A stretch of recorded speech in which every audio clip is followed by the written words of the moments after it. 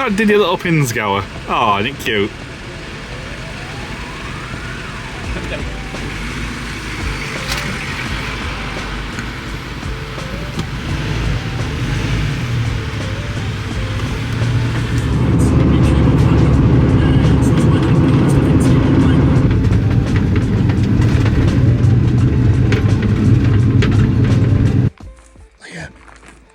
What's the doggy etiquette with this? I'll turn them off straight away. I thought you had to do the lights. I thought No, that's if you want a big fat bird come over with them ones. I'll put more yellow lights on. We've found a random car park that's within no distance at all of someone's back garden. So I hope they put breakfast on early doors because we've got shit to do. We'll knock on it morning, mate. Right, I'm going to call it now. I'll see you in the morning.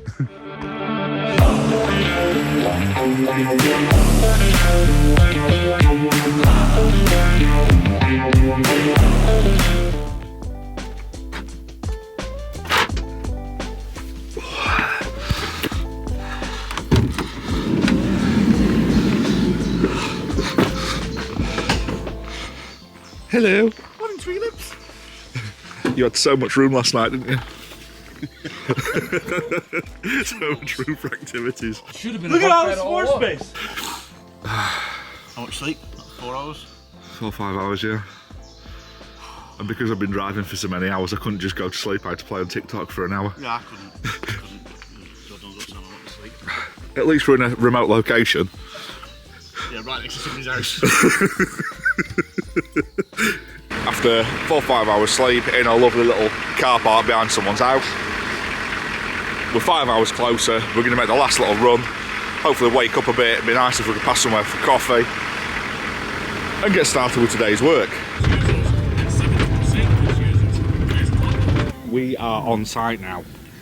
We're just having a look at the pins now. Liam's already been down here and diagnosed no end of issues on it, so he's going to do some service parts, some repairs and some upgrades. We're going to get the vehicle stripped down now. Not quite sure how long this is going to take, but what an interesting vehicle. So what are you doing this morning, mate? Fuck knows. So this morning we'll probably get most of the parts that we're fitting to the truck done in the front, and then we'll start work on the back. There's a bit of a diff oil leak on the back. That's the big job. That's the, yeah, there's a lot of work that goes into that. Just the Pinzgauers are great, they hardly ever break, but when they do break, the parts are normally easy to repair, but there's a lot of stuff you've got to remove to get to the part you want to fix. But they don't break normally, so. So the parts in front of us that we've got here then are the heater vents, because at the minute all that's happening is the dash is getting red hot because there's no pipe work behind there to let the air out. We've got a new indicator stalk, we'll get more into that later on. The injector leak off pipes, they are currently pissing out fuel everywhere, so let's change the whole setup. An exhaust bung, or an exhaust mount I should say. These are essentially rubber pipes and they're to stop a vacuum leak on the four-wheel drive system. And then the rest of this that you see on here on the floor is basically a rear diff seal rebuild kit. Now the rest of the stuff doesn't take too long, but this job itself is going to be the big one. So what they're doing now, they've got a list of jobs on it. They've already done some jobs already, diagnosed a load of issues and come back with some parts. What Mark's doing now is he's just taking off the indicator stalk, which does no end of jobs like wipers and bits like that, because although it's apparently a brand new part on the invoice, he's taking it to bits because when you put the indicators on, the wipers come on or things like that. He's had a look and it's a non-genuine part. So what they've done, they've got the proper part, they're swapping it over, job's done right first time and it's bottomed. Liam's doing some leak off pipes because there was no end of pipes on the engine bay and stuff that were either perished, damaged or not connected. So he's just cracking on with that. And then unfortunately, he's got a rear seal on the diff, which apparently is a complete and utter ball bag, which is probably going to take more time than all the other jobs combined. Easily. That's the spurious ones. Yep. Can you guess what they were before they were turned into a screw? You just know that that was a nut and they've ground it down. Is that off a Jubilee clip? Hey? Is that off a Jubilee clip? You'd look at the head. Yeah, but it's been ground down on a. It's been ground down and then cut through. No, it's, I don't, Was that a hex head with a thing in the middle? That looks like it used to be a hex head for a Jubilee clip. Yeah. So that's what they've used. And You know when you got a hex and a... And then just chop the heads off. Sweet. And it doesn't. The reason why they put tape on there is because it doesn't.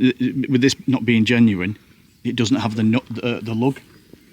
So the original one's got a lug sticking out which stops the thing from rotating round. So they've had to put gaffer tape or whatever carpet tape around it to fix that. You see, I'm loving this because, one, it's a vehicle I know very, very little about, so I'm learning.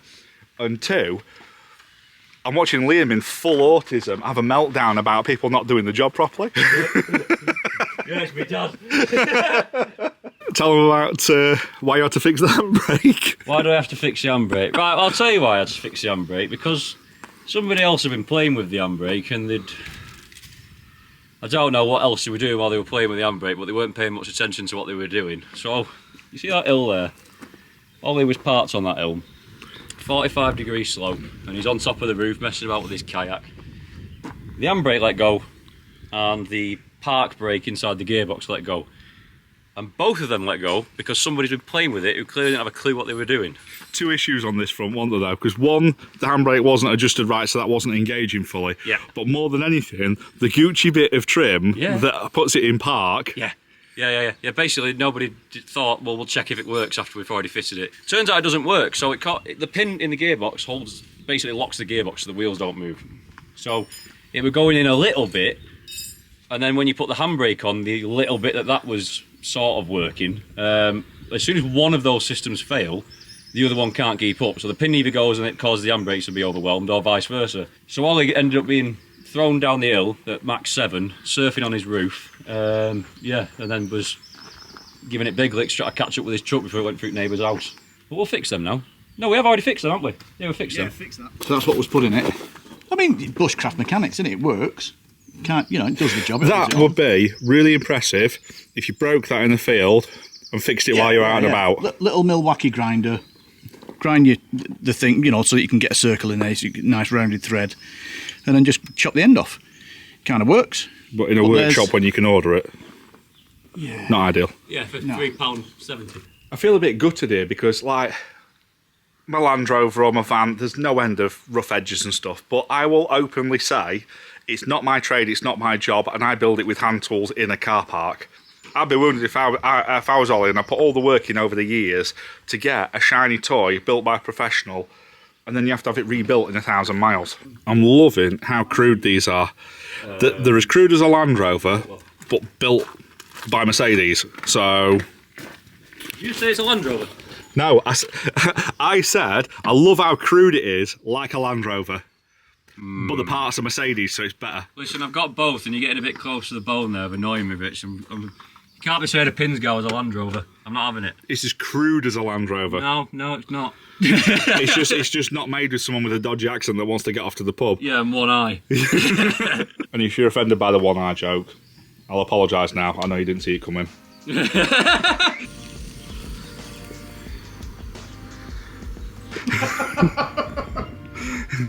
Hey mate, there's no flies on him. No spectacular, just bagel, scrambled egg, bit of that Polish sausage. Jobs are good. Fucking the my discovery.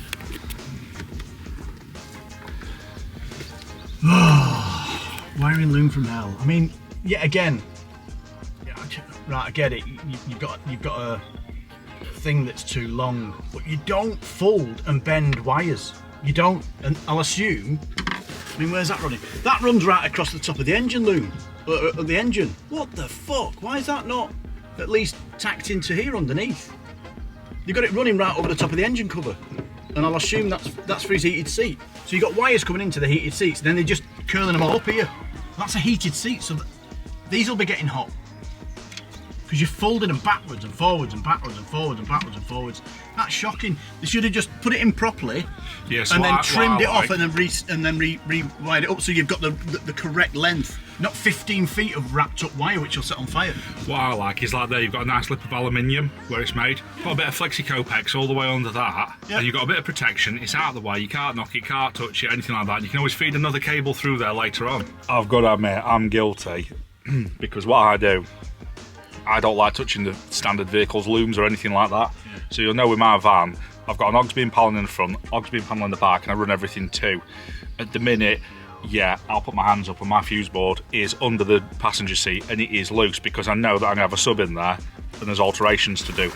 But this comes back to my DC-DC charger, lithium battery, solar system, all my energy stuff. Although I've got years of experience doing the van builds, doing the electrical work, the electronics with work itself, this is why my van's going over to these guys for a couple of weekends, probably do it in 2 sessions, one to get the DC-DC and get the box done, another one to get all the solar done, because it's just that bit of detail, that bit of fanatical kind of, I don't know, getting emotional about someone else's work. As you wiggled it though, 100%, yeah, it's the wiring. The clicking that you They've did. tampered with the wiring, I think. Right, try it now. There you go. Yeah. Right, so I think that's knackered. When, Because that's the exact same part number and that's not working. When you hold it together like that one. Swapped them over. Yeah, because I pushed down on it. It's a loose wire. what are you wiggling? The wires to where the relay goes to. So it's, A loose wire. Somebody's been in here, they've snipped a lot of wires and they've damaged where the well, no, because wire goes into. so this goes into that relay on the other end. The black and the brown wires go into that last relay. So I'm going to have to unscrew this off the wall now. I mean, it's only held on with 1 bolt. It should be held on with 2, but it's held on with 1. So I'll bring it off and we'll have a look at the wiring behind. So, question, if that's the wire, and when you did that click and the light stayed permanently on the dashboard, is that the heater plugs permanently engaged? Yes. So that'll get hot, hot, hot, Yeah, hot, they'll hot. burn out. Yeah, it'll burn out and ruin them, yeah. We're sort of jerry-rigging the truck to find out whether or not it's stuck in all-wheel drive. We've jacked up 2 of the rear wheels out of the 4 rear wheels, because if it is in all-wheel drive, it'll still drive off. The other problem is though, there's a diff lock light on for the rear, which means that this might be a massive waste of time if the diff lock's on, because it'll still drive off and the rears will still drive it from the wheels that are on the ground. That's locked. We could do with jacking the front up as well, really. Look at that, Liam being the champion. Just got drills, mate. Yeah, he's got a bit of damp in there. It's the nicest day in the world. While we're working on it, air it out. Is there a mattress in there? No, the mattress isn't in it, it's taking it out because it's got a lot of condensation in there. Pull that bungee down, mate. Halfway up. Down. Down, yeah. I'm not a roof tent gremlin, do you know what I mean? I once was. I wouldn't mind a trailer with one on. I could work with a trailer with one. Yeah, because it's a bit lower. For something the size of, you know, the van and the Defender 110, 90s they get it, but not for me. Don't get me wrong, in the Sahara Desert, do a Morocco trip, gleaming. But, It'd be fantastic. right, question. I think for the money that one of them is, I still think a Ridge Monkey or Oz tent and a decent bed is better. Because you haven't got the drag, you haven't got the high up weight, Yeah. you're on the Right, floor. you know the swag. I love the swag. Yeah, yeah. But if you were for 2 people, the Ridge Monkey or something like that, you just walk into it, walk out of it, you can stand up and get changed in it. It's just, it's got more advantages. Less weight to it. Yeah, I can agree with that. And I don't have to worry then, I'm saying it like I've got one, but you don't have to worry about someone taking £2,000, £3,000, £4,000 off your roof. Yeah. And that you're driving around all year round in because you go camping twice a year. Yeah. I'm not completely sold on the Vicky Wood one as well, to be honest with you. For the money, there's just a couple of extra features I'd like in it, do you know what I mean? Yeah. It's not a bad tent by any I really like the Vicky Wood shower rooms. They're really good nice. kit they are. But that to me, at a glance, looks like every other generic one. Yeah. There's a bloke out in America now who's just got the patent, I don't know how they say it, for the one that's carbon fibre. Carbon I think fibre? it weighs 20 kilo when it's just as big as Right, this. now you've got me interested when it's 20 kg. Yeah, because I think they don't quote me on this, but they're either somewhere between 55 and 80 kg, if not more. I know the fold-out ones I used to have. They were 55 kg with no bedding or anything like that in. And then when I had the Howling Moon, I think it was, the old school Howling Moon with the proper thick material, I don't even want to guess how much that was. And that had the awning room, everything like that. That is some weight. We've got the handbrake off, we've got the gearbox in neutral, 2 wheels jacked up, and you can turn the wheels, which means the rear diff lock is not engaged. What we don't know yet is whether it's stuck in 4-wheel drive. So we're about to find that out soon. And the fault is, the light is... The light's on when it shouldn't be on. Yeah. Which, if there's nothing wrong with the system itself, then there's no reason why. It's another electrical gremlin. So then it could be another electrical gremlin that we've got. Which is a better thing to find than... Oh, mechanically speaking, definitely, because the price of those diffs are like, you know, if you blow one diff, you might as well buy a new truck. The good news is the rear diff lock's not on, which is a great start. So hopefully it just gets better and better from here. Not stuck in 4-wheel drive either.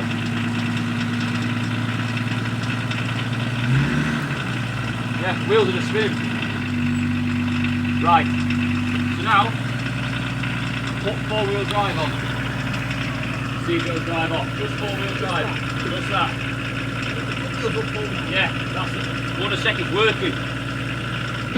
Yeah. Right. You're not proving the diff lock though, are you? You're proving the 4-wheel drive. Say again. You're not proving the diff lock though, are you? You're proving the 4-wheel drive. Yeah, proving 4-wheel drive. So that's in 4-wheel drive now and it's not driving off. There's something wrong with the 4-wheel drive system. Vacuum. Now try 4-wheel drive and rear diff lock.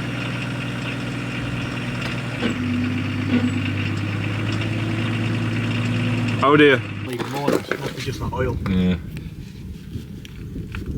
Well, that's that diaphragm Dale wanted me to change. That's what he sent out up there. But it's leaking on the other side, not that side. Yeah. This side's dry. So there's nothing wrong with that side. And we haven't got... The problem's here. That should not have that in it. Are you sure? Yeah. Why? Because the fucking seal is between this piece and that piece. Shouldn't be any oil in here.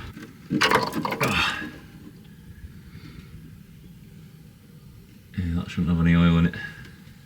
So what he's doing here, because there's still issues, this is all vacuum, everything's done by vacuum, so he's just checking. He's got a full service kit anyway, but what he's doing is he's proving that it's doing what it should do and what it shouldn't do, and there's not oil where it should be and where it shouldn't be, or I don't know, I'm just saying words now, but he's looking at stuff, he's taking stuff to bits and looking at stuff as he's servicing. Oh yeah, these are a weird creature. They're just a stick insect with a box on. Weird, isn't it? Proper weird. The gearbox is also the tow bar. Yeah. So is the diff. The transfer box is also the tow bar. Yeah, it's all weird, isn't it? So that bolt goes into the handbrake housing, and that really shouldn't be wet. So we've definitely got a problem in here somewhere, and it not definite, but it could be intertwined with the all-wheel drive problems that we're having. So what you were saying earlier is because it's a vacuum system, there shouldn't be oil where the vacuum is, and that causes it not to work correctly. Yeah, I mean there's technically no vacuum where the handbrake is in there. You're going to be a bastard. There shouldn't be any oil in this part of it anyway, but what it does tell me is that if oil's migrating around the place, you know, these seals in here could be a bit perishing old anyway, which could be a problem as to why the 4-wheel drive's not working. But that problem, we're speculating at the minute until we've got a definite answer. But the thing with this is, it's a mega low mileage truck, and for that little use over that many years, stuff perished and not got used. Yeah, you're not getting oil to where it needs to be. This is what worries me with my DAF. It's got 5,500 miles on a 20-year-old truck. Yeah. Which you think, oh great, it's got no use on it, but then you think, oh shit, it's got no use on it. Yeah.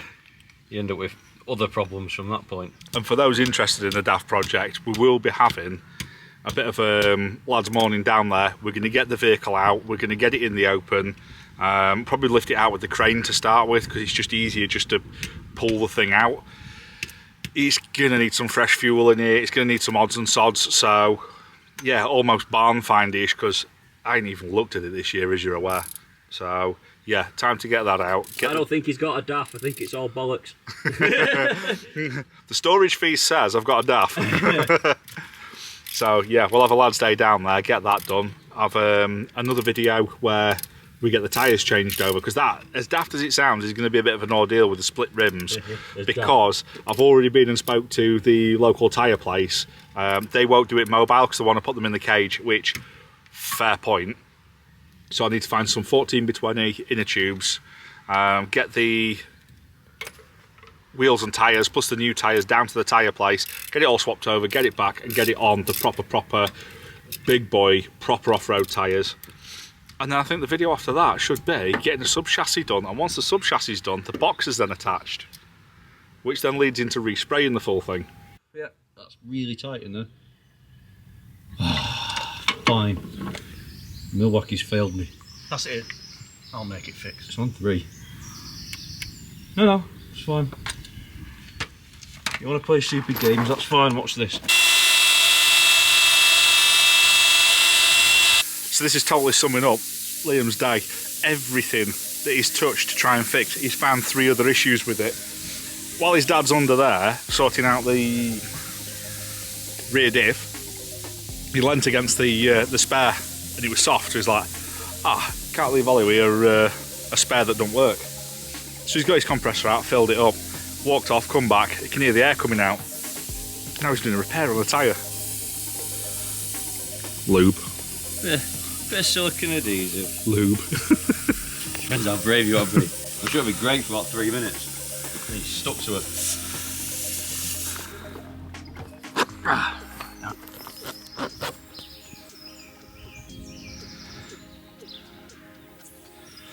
So anybody that doesn't know how to do this, we're about putting a bit of a Patreon workshop on for basic bush repairs.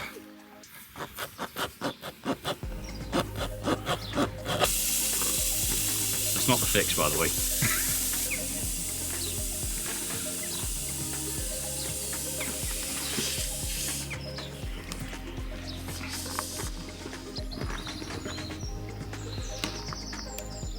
Hey, that's gone in better.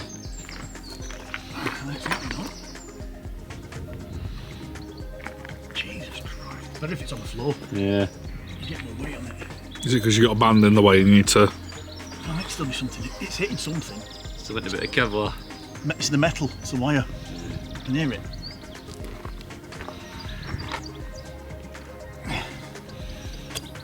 You can hear the metal. You hear it? There. Binding, isn't it? Yeah, it just doesn't work. Oh, there we go. There's no excuse for not having one of these repair kits. They're like, what are they, like a £5?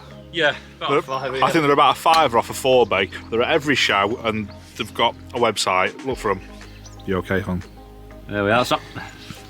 I'll yank it out real quick. Huh? Try and pump that up now. There's no excuse for not having a compressor in your car as well if you're an overlander. And I don't mean a 15 quid petrol station one. No. Proper one. I got a T-Max one, which isn't the best brand, It's not bad. but I got the big one, Yeah. and it's good. Whereas the ARB ones are like a third of the size of the big Yeah. T-Max and like 5 times more powerful. Give that 10 minutes to dry now and just trim the edges off. So, how are you feeling about today? Wanna go home? Do you want my honest reaction or? You do you, mate. Right. Honestly, I've actually quite enjoyed today because there's a lot going on here and it's genuinely quite interesting, I'll be honest with you. It's just, you are now several hours behind.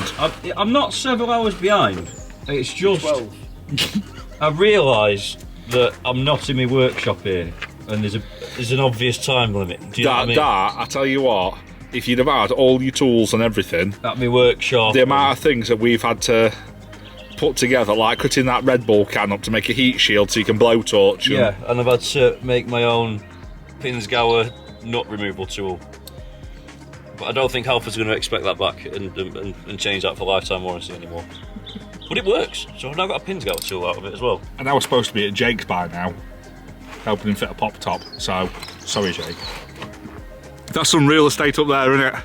There's a lot of excess space, mate, yeah. I'll be honest with you, it's bigger than me digs at work. The nice thing about that though is it's flat and solid. You can't walk around on the roof of my ambulance like that. Nah. Or a Land Rover. I'd say the 4x4 roof's more solid, because this is like a fiberglass, is it? But That's made out of the same stuff as my DAF body, yeah. but mine's just a lot thicker. Yeah. Good morning. Have you done it? It's a split ring. Which that old on the 13. Right, so Friday night, drove down with about 4 hours sleep, cracked on, had a few beers last night. Ollie made us a lovely meal, and we just like kind of chilled out after that. And yeah, so 6:30 this morning, this creature. Straight back to work, mate. Do you know what I mean? Yeah. Couple of hours kit, back in, tap forward to this, good to go. Can't moan. So now I've got to fix this thing. There seems to be a thing after a thing on this. Well, you know, you want to take, normally on a Pinzgauer, mate, you've got to take a million things off to get to the thing that you want to take off. Weirdly, on this component though, I have to go past the thing I want to take off to then take off the thing that I've already gone past. Chuffing things. I don't know if that makes any sense, mate, but He sounds very Land Rover-y. no, it doesn't, does it? It's actually the complete opposite of a Land Rover, isn't it? I'm honestly surprised you have to do a body lift to take the wheel off the Pinzgauer, but this is where we're at, eh? But he assures me, for all this ag, No, I get it. they never break. So, it's the trade-off, innit? Same as them things. That thing's a nightmare to work on though, to be honest, if anything did go on it, you know what I mean? The four-wheel drive, yeah, that's a nightmare, but the rest of it's just an Amazon van, isn't it? And it's one of them, innit, where yes, it's hard to work on, yes, it's expensive, but no, it doesn't break very often, so you just have to deal with it. Everything that is taken to bits has been Loctited, and ooh, it's one of them things where he's braver than me, because I brought a proper workshop with pressers and, you know, vices and all the bits and plenty of gas and all the bits and pieces, but he is literally doing this with minimal tools. And it's working. So, it's at that point in the weekend where I'm going to have to disappear off. I've got other commitments and stuff. These guys, they're just not stopping. So, they're going to be here till this is done. How many days that's going to be, I don't know.